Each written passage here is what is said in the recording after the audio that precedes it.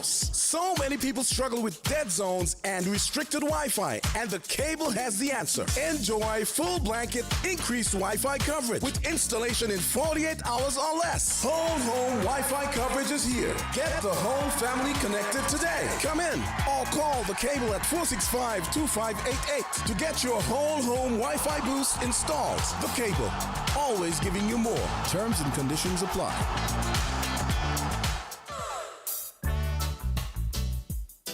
The National Emergency Management Agency's NEMA flagship program From Danger to Safety is back this hurricane season. Tune in every other Tuesday from 1 to 1:30 in the afternoon on ZIZ. Join us live as NEMA partners and subcommittee reps discuss their roles before, during, and after disasters. Get essential disaster preparedness tips, and for the first time, interact live by calling in with your questions and comments. Tune in every other Tuesday to From Danger to Safety, live on ZIZ Radio, Facebook, and YouTube, with a rebroadcast on ZIZ Television at 8 o'clock in the evening. Don't miss it.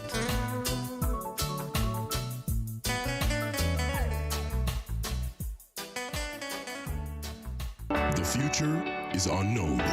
Protect your life, your family, and your valuables from unforeseen circumstances. Let National Caribbean Insurance give you the peace of mind that you so deserve. At NCI, we offer a suite of affordable insurance plans that can be tailored to ease your financial burden. We aim to deliver exceptional products to satisfy all your insurance needs. Whether life, health, motor, or property insurance, NCI has the right solution for you. Our friendly and knowledgeable sales professionals are ready and able to assist you. Let National Caribbean Insurance Company Limited help you to prepare for the unexpected. We serve, we protect, we satisfy. That's NCI.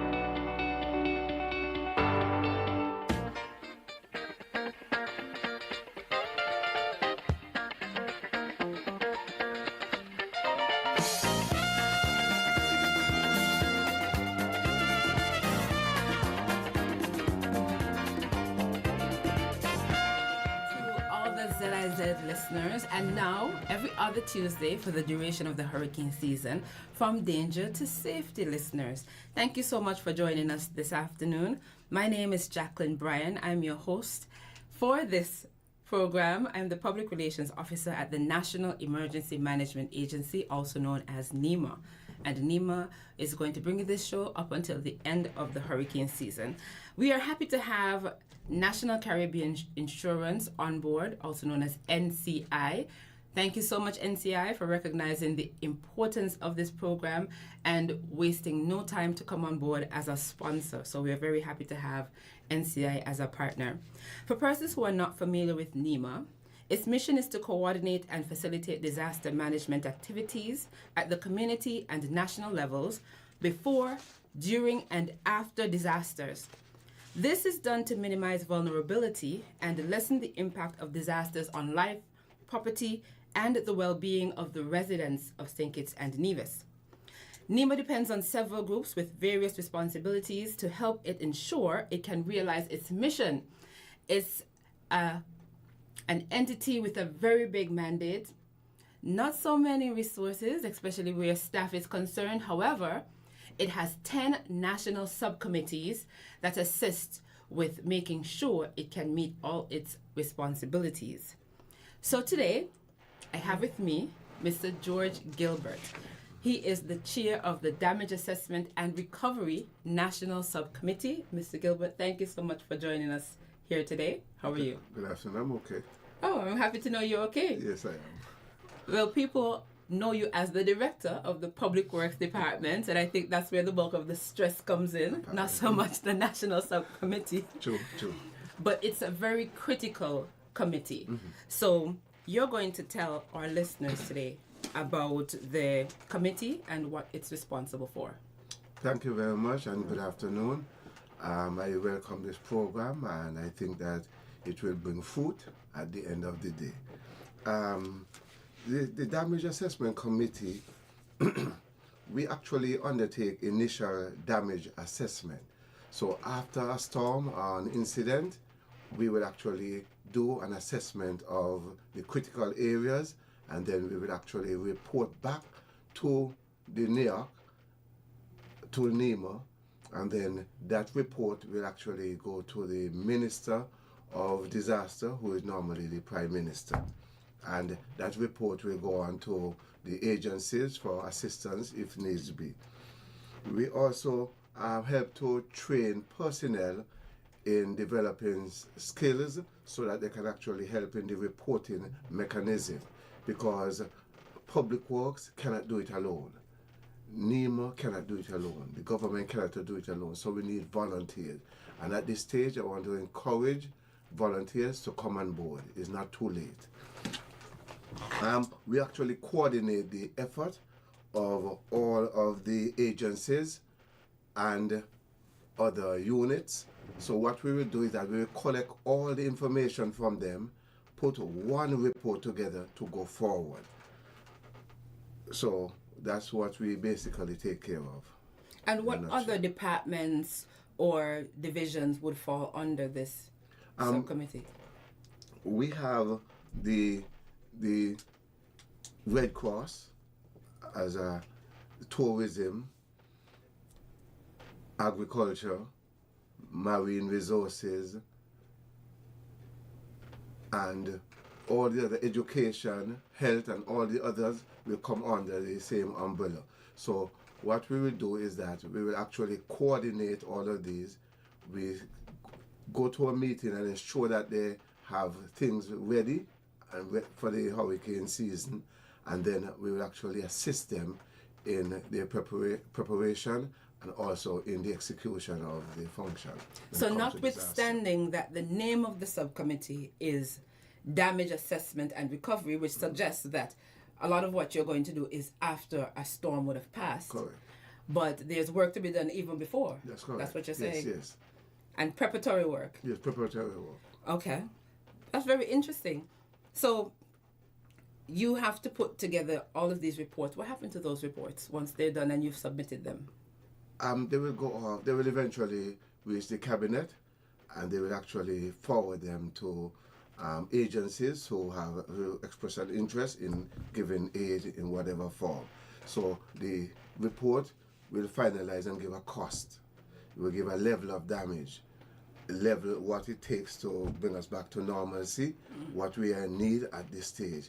And then the donor agencies out there will say, well, yes, we can give tarpaulin. Some will say, yes, we can give food stuff. Some will say, yes, we can provide galvanized roofing material, etc., etc. Depends on the nature of the storm, depends on what we are really looking for. I remember at a post-impact meeting, the one for Tropical Storm Ernesto, you were stressing the importance of including the costs of the damage with the reports. Correct. What happens to these figures when you say we need the cost? Can you explain to our listeners how that the inclusion of the costs would affect what happens, or how quickly we bounce back, or why would cabinet really need that information in addition to just the report and description of what happened? Very good question. What happens is that if you tell me that my house is damaged, some galvanized gone, some windows blown in, my tiles pop up and everything, I mean, what am I to do with all of that information? I need to know the cost. How much it will cost to repair, bring it back to some sense of normalcy. A road is damaged, yes, okay. And what do you need? You need backhoe. Do you have enough backhoe here to assist? You need excavator. You need loader. Do you have enough of these equipment? No. So we need some support. So we have to say in this report what we are looking for. So we say that we need some equipment to assist us because the level is high. Or we need galvanized because a number of the roofs are gone. We need other materials, we need food stuff, we need blanket, whatever the case might be, we have to say clearly, and we have to say what is the real cost to it. And the agencies don't normally take up the money and send it. They normally send somebody to verify the information before they send. So we have to be accurate in our information we're giving. That is why I was stressing the cost, yes.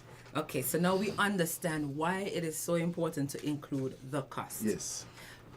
It sounds like a really big mandate that you have. That's correct. What are some of the challenges that you and your team would have in getting the information you need or just conducting the work you have to do?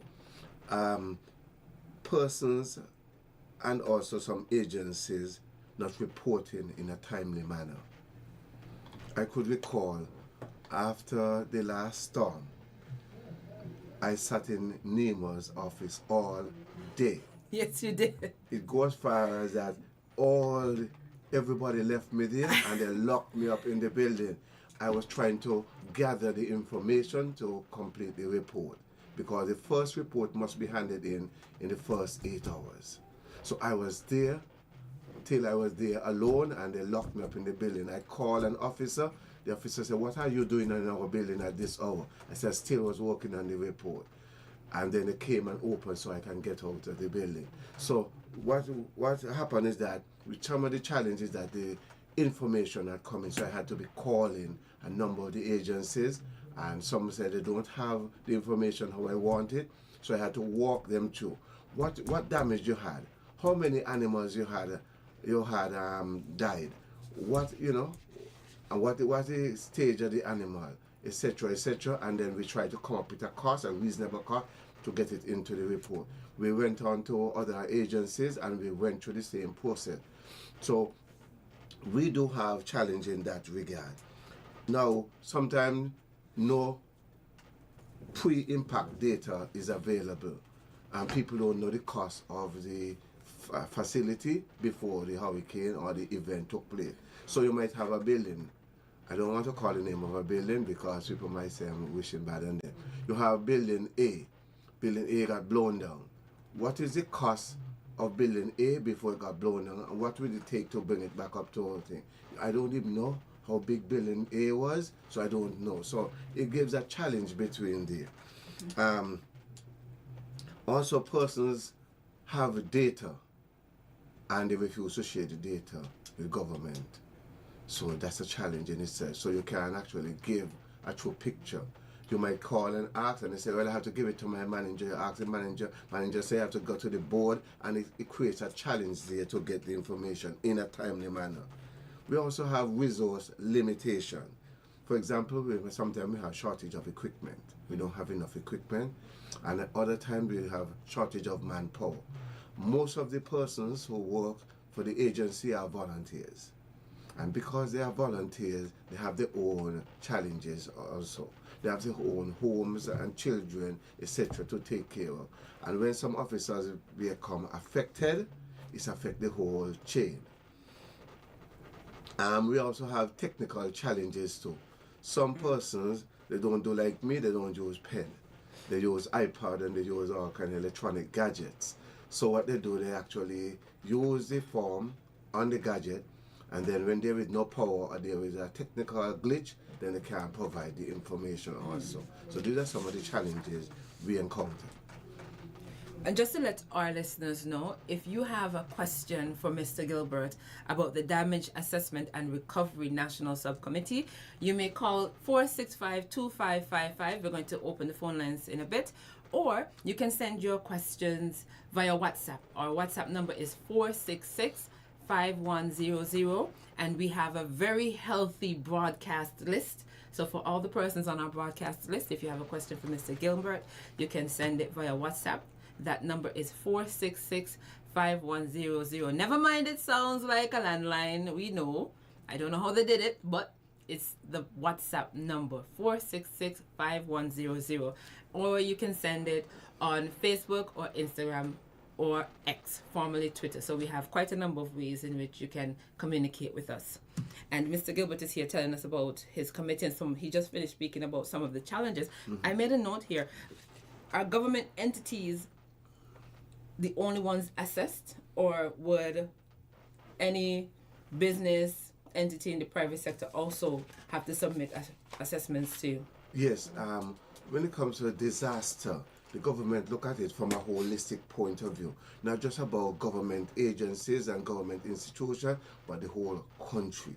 So then the chamber will take care of its members, and they will actually provide the information. You have the tourism body will take care of the tourism sector, will send the information in of all the hotels, etc. And then you have like agriculture, will take care of the farmers and those things and send the information in. So we also have volunteers too, who actually assist in the whole process. You mentioned earlier the NEOC. I was supposed to tell our listeners what NEOC stands for. It's actually the acronym NEOC, which is the National Emergency Operations Center. Correct. That is what is called the NEOC. So when NEMA has a lot of things, people keep referring to the NEOC. The NEOC, you heard that the NEOC was activated or partially activated. That's what it stands for, National Emergency Operations Center. So we're going to take a break now to hear from our sponsor, National Caribbean Insurance. And when we come back, we'll take your questions, comments, or suggestions if you have any. And Mr. Gilbert will go on to tell us about his experience in the NEOC and if there's anything the public can do to make their work easier. The future is unknown. Protect your life, your family, and your valuables from unforeseen circumstances.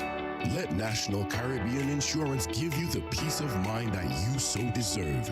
At NCI, we offer a suite of affordable insurance plans that can be tailored to ease your financial burden.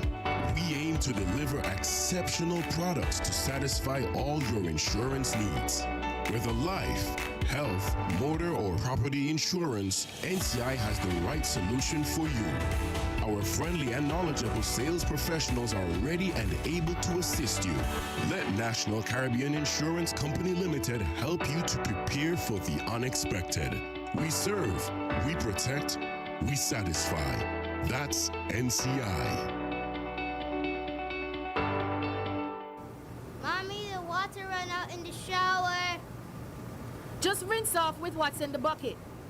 I don't understand this now. The day is hotter, last month was flood, now no water in the tap. This climate change thing is real. My son works with the Island Resilience team, and he told me that if we do not start to change our behaviors, it will only get worse. But what to do? We have to bathe. I put in water use reduction shower heads, got an eco-friendly washer, etc. But it's bigger than that. The actual land is in danger from coastal erosion. The watershed is being dried up from indiscriminate development. Drought and floods come from some of the same wrong behaviors. We are doing it to ourselves. But how can I save a whole island? We can all save our island by supporting new policies, making small changes, and learning about the very real impact of climate change. We, the people of our island nation, can make a change. A message of hope from Island Resilience, promoting a climate of change. This is my land, my island, our home. It's time to come together to keep her forever resilient and strong. Island Resilience, promoting a climate of change. The Climate Change Adaptation and Sustainable Land Management Initiative of the OECS Commission, funded by the European Union. Go to islandresilience.org for more information, or follow us on Facebook, Instagram, and Twitter.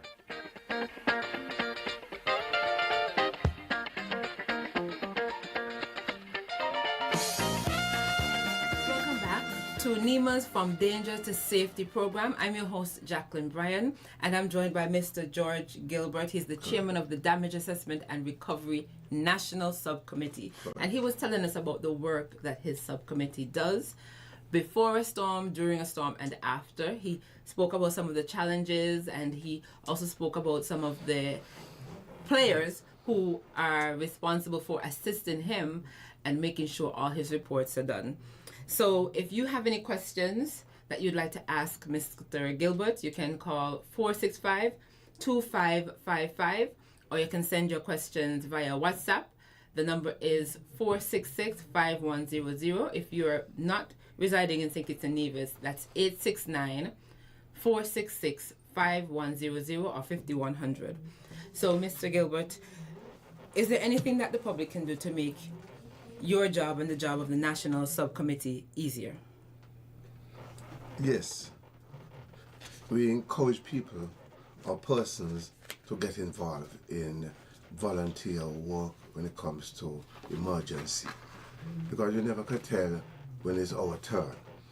Now, there are 8 districts, and they normally have them along the constituency boundaries. So you have District 1, which we consider constituency number 1, District 2, which you consider constituency number 2, etc., etc. So we have a group which is responsible for the volunteer work in the community. So what they will do is that they will assist us in that before the storm, the NEOC will decide whether or not they should open the shelter. They will open the shelter, and then some of the volunteers will go there to assist with persons who come there. Ensure that they get food, ensure that they get their blanket, ensure they get medication if they have medication, etc., etc.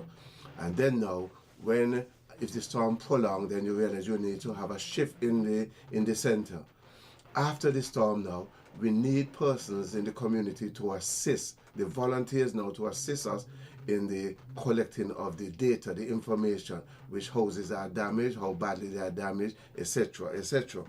In addition to that too, we want them to help us to identify historical buildings, to identify water courses and other access routes. So sometimes this route which go along this way might be blocked, but I'm not familiar with the area, but somebody from the area, volunteer from the area said, no, we can go around there to get to the people around it. So we need the volunteers to assist.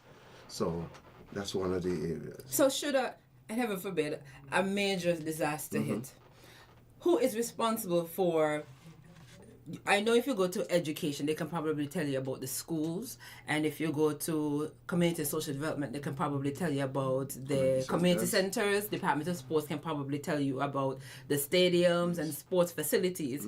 But who is responsible for doing the assessment of the housing stock? For the housing stock, we have the volunteers are trained. So that would be the district volunteers? The district volunteers. They are trained to pick up that information. But to buttress them, we have engineers and architects from Public Works who will actually give the support in that regard. And we also, during the real, if we're badly affected, we get private engineers, contractors, etc., to come on board to give the assistance. Here's a country we are looking at. As this is our 41st anniversary of independence, so it is country above self. What was your experience like in the NEOC, the National Emergency Operations Center? And if you don't know, ladies and gentlemen, listeners, the National Emergency Operations Center, when activated, the key players are actually expected to stay on site. And if it's a hurricane, they are there during the storm. So people may not be aware. If it's partially activated, there's a chance they might get an opportunity to go home. But when it's fully activated and there's a major storm coming, then they might have to sleep at the NEOC.